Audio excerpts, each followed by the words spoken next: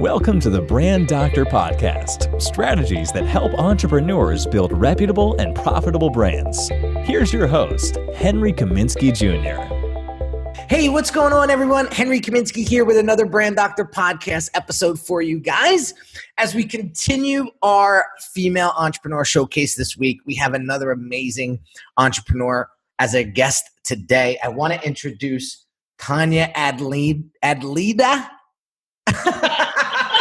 I've been struggling so bad with names lately. From ArabellaEvents.com. What is going on, Tanya? Hi there. We've survived yet another nor'easter, right? We have just been getting pounded the past couple of weeks. Like, I'm surprised you can still see my house. It's bad. I literally had to pause for a second earlier just to restock the fireplace. So this is literally the fireside chat as far as I'm concerned. I love it. Well, listen, I want to thank you for stepping up to the plate and being part of the show today. I know a mutual friend had connected us, and I was saying, to my Facebook community, I really wanted to show more of a female presence on the podcast. And I just had the opportunity this week to interview some really awesome and inspiring female entrepreneurs. So I'm so happy to have you today. And so as we dive into today's show, like I said offline, it's very casual, it's very fireside, and I want to get to know you a little bit more. Our audience wants to get to know you a little bit more. So how did you get into your field of work? I want to start from the bottom. Start all the way back. Well, we're going really far back. We're going to, let's call her a sophomore, maybe junior in college with a stack of Martha Stewart wedding magazines who wasn't seriously dating anybody. So we're going way, way back here. And that really, it became this thing where I knew I wanted to be a wedding planner, but I didn't even really, no one knew what that was yet. And the funny thing is that when I started my first planning company when I was a junior in college. And one of my first weddings, I had a groomsman who for his very life could not remember my name. It was just after the movie The Wedding Planner came out with Jennifer Lopez and Matthew McConaughey. Uh-huh. He called me J-Lo all weekend long. It was one of those things I'm like, okay, well, I don't know if your audience is comfortable with cussing. I'm like, I don't think I have the behind to pull that off. However, at least you know what my job is here. So it was just kind of this funny moment of well, I guess I'm doing what I'm supposed to be doing because, he knows who I am in that capacity. So that was kind of a funny start to the whole adventure. That is so funny. So now you've developed a brand called ArabellaEvents.com. So I want to dive into that and how that sort of transpired into, what it is today. Sure, absolutely. It's so funny to me because I think the process of becoming an entrepreneur is very different from the process of being an entrepreneur. And there's so much to learn. There's so much to experience in both of those journeys. When I started the first planning company as a junior in college, I would have no idea all the twists and turns that my life would have taken that now lead me to where I am now as the owner of Arabella. So even just the idea of Arabella. Arabella is the name of my grandmother's great-grandmother, and I am the genealogy nerd in the family. I received a stack of documents from way back when, one of which was a love letter that was written to Arabella in 1812. And just this idea of the legacy of a love story. I mean, we talk about branding, the branding found me as much as I found it. And I am a huge romantic, all of the things that a wedding planner should be, I probably fit that bill. So becoming the owner of this, creating this entire entity that lives outside of me, I think I'm sure you could identify as entrepreneurs, we invest so much of who we are into the brands that we build and the experiences that we create. So that has been something that I've had to learn how to make that happen without me being at the center of it and really be able to scale the business so that it's not completely dependent on me. So really, it's been quite the experience from every which direction.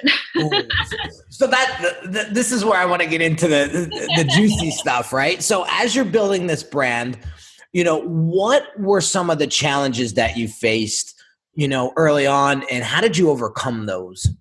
Oh, I'm a perfectionist, I'm a workaholic, and I'm a people pleaser. So I have the whole trifecta of, the things that we as entrepreneurs, I think often we all fit into that category. And to be able to peel back, what is me? What is my experience? What could I have done better versus what were the expectations, or how were they misunderstood, or anything like that? I mean, I pride myself on our reviews and on our experience with our clients. I bawled my eyes out the first time I got a review that was not 5 stars. I think it was like 4.3 or 4.6 or something like that. I mean, it was still a pretty good review, and I still cried because I had wrapped up so much of my own identity in being perfect, in the 5 stars, in being able to solve all the problems before they happen. Because really, in terms of event planning and event experience, I have staff members and interns that come to me like, I'm really organized. You want to hire me because I'm really organized. That's great. That's like 1/4 of what I need. I also need to know how you can pivot, how you can solve problems before they happen, and how you can make it happen as if none of that occurred at all. Like, the epitome of grace under fire. So being able to learn how to do those things, how to find those things in employees and in staff members, and coach them in the same process. And at the same time, set the expectations of the clients, knowing that we can absolutely exceed them when they're sane. Because, sometimes the clients are not so sane, especially when you're talking about weddings. And especially this upcoming generation has some very unique perspectives on things. So, I sound so old when I say that. It all goes into play. And I think for me personally, a lot of it was, not to get too woo-woo, but a lot of it was my own personal stuff that I brought to the table. I had to really go deep and invest a lot of time and money and energy in understanding who I was, what made me tick, how I needed to get refueled, all of those types of things. Because the creativity really, it's inspiring, but it does take a lot out of you if you're not careful too.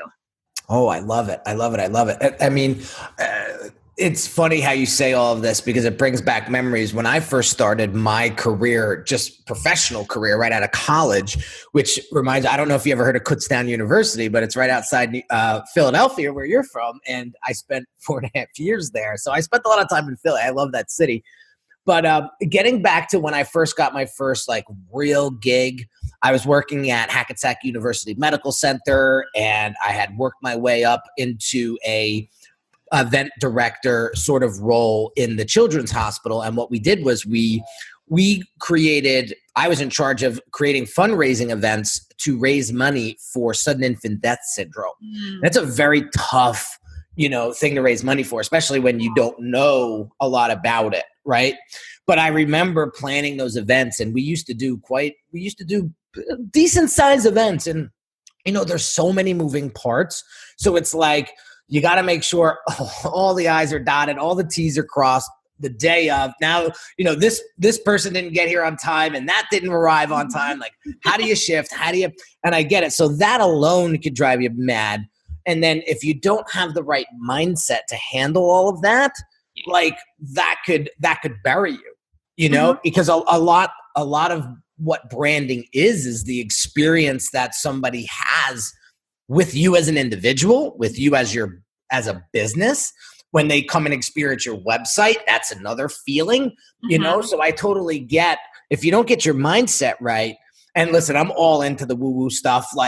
I'm a firm believer of, there's a bigger presence out there than what we see. And there's a lot of, the word energy is getting thrown around a lot lately. And instead of pushing it away, I'm curious about it. And I've been studying a little bit, and man, it's so true. What you want to happen in your life is what you're going to get. You just got to think it. You got to believe it. You got to own it. You got to ask for it, and it sounds so crazy, but this past couple weeks, I just been, I would ask for things and they would just appear. And I'm like, this is just creepy. So I'm just going to keep doing it though, because I really like the outcome. That's awesome. But anyway, as we continue on your entrepreneurial journey, so now it's 2018. You just mentioned that your audience has sort of shifted in a sense. So now, what are some of the things that you're doing to actually grab the attention of your audience today? That's a good question. And it's interesting because I find myself a little distracted, to be quite honest. And we joke around in the entrepreneur circles about the shiny object syndrome, this idea of like, oh, I'm going to go do this and I'm going to go do this. I've been developing a program that will allow me to shift out of one-on-one work being the primary in the wedding field. So for one, that takes up a bit more mental shelf space. But two, it allows me to serve the audience in a way that they're asking to be served, that up until this point, I'm kind of like, no, it has to be me. I have to be the one tearing down a wedding at 2:00 in the morning. Clearly, that does not need to be me. It took me like a good 5 years to figure that out.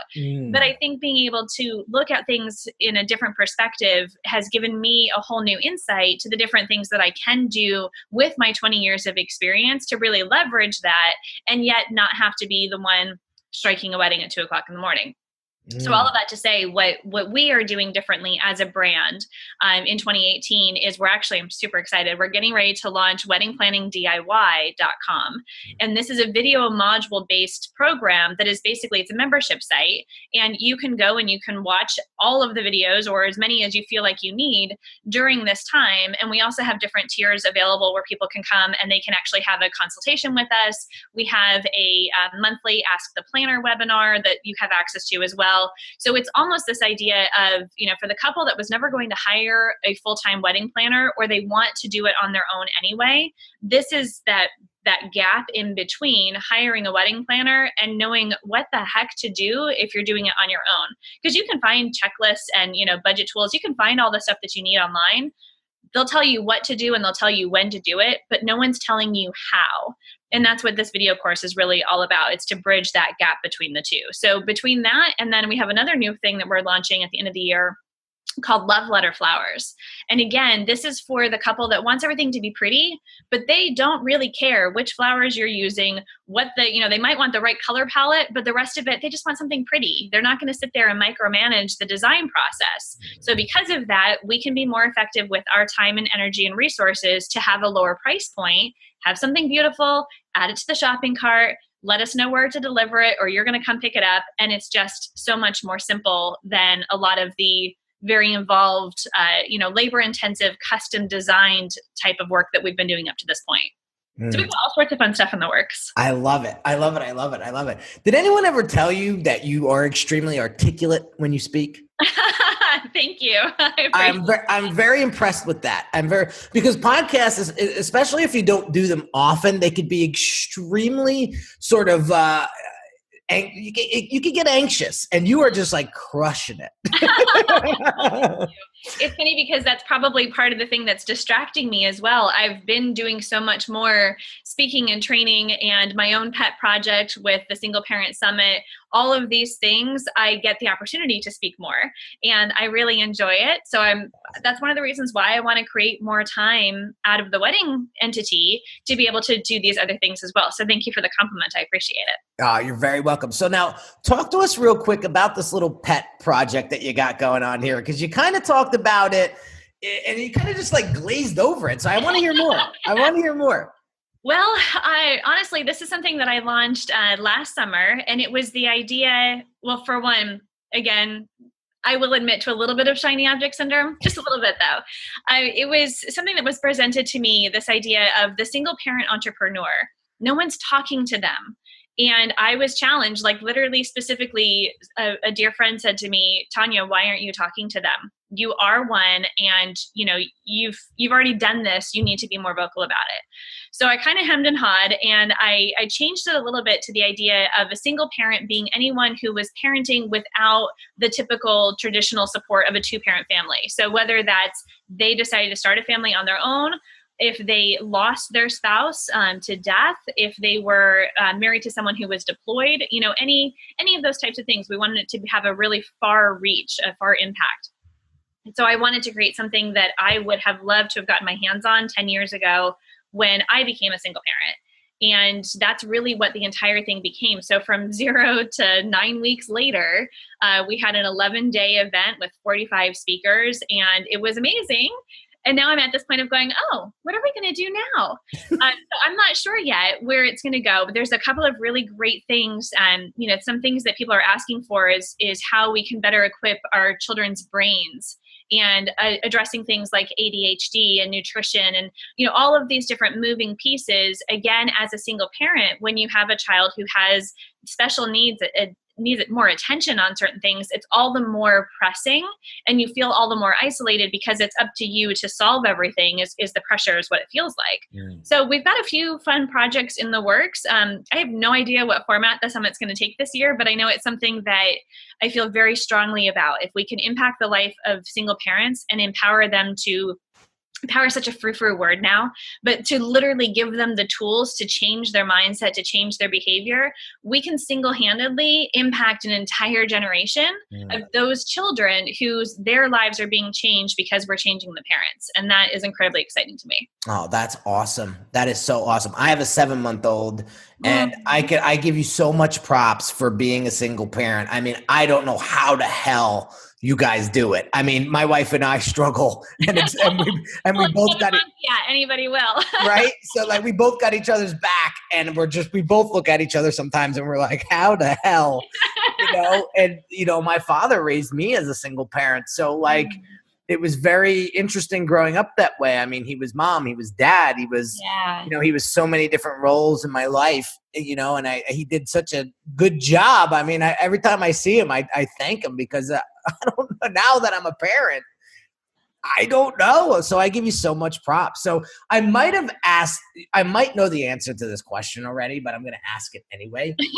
Let's hear it. What drives Tanya? What makes Tanya get up every morning and crush it as an entrepreneur? That's a good question. I think it really comes down to 3 things, and it's care, creativity, and connection. And pretty much everything that I do falls into one of those 3, or it's a hybrid of them.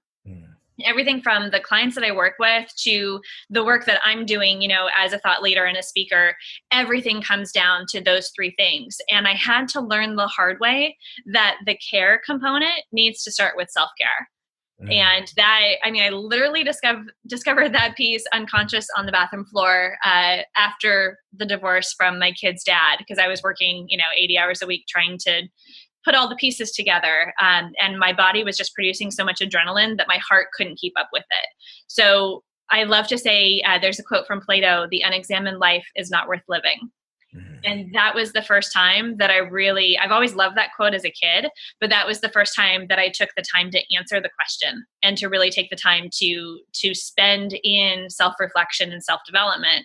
And everything about my life changed from that experience. Not so much that it's the whole oh, there was this magical moment. It took a lot of work. It was a lot of micro changes along the way.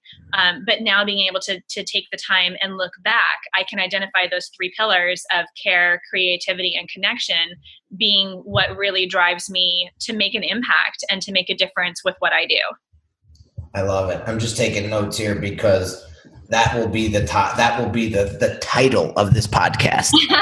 That's awesome. I try to find the nuggets, the magic moments in the episode to really highlight. And when I tell you, that is it right there. I mean, we all have coaches, we all have mentors, and I am blessed to have a couple of coaches in my life right now that have just really helped me get to where I'm at mentally, physically. And I can't tell you how much I agree with what it is that you're saying, because you're not going to have a business, you're not going to have a brand, you're not going to have success in your life if you don't get the mind right.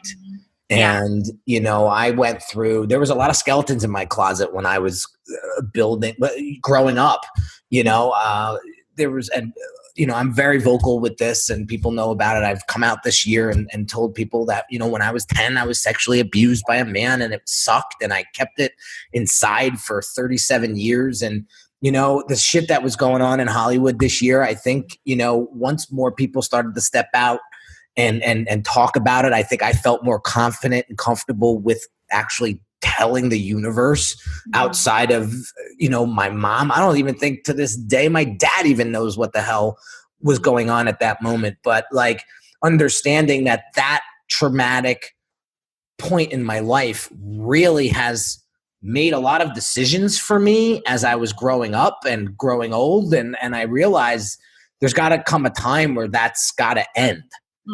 Because there's a lot of us, and I know a lot of us that are making decisions today at an older age, 37, 30, I don't know how old you are, I don't care. But like I know adults, grown adults older than us that are making decisions in their life because of something that happened to them when they were 7.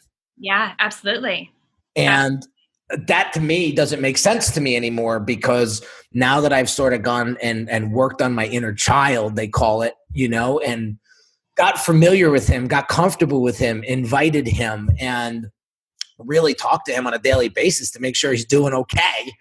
Right? Because we get so busy as entrepreneurs, we want to glaze over everything. And, it's tough to maintain a sense of self when you're so busy.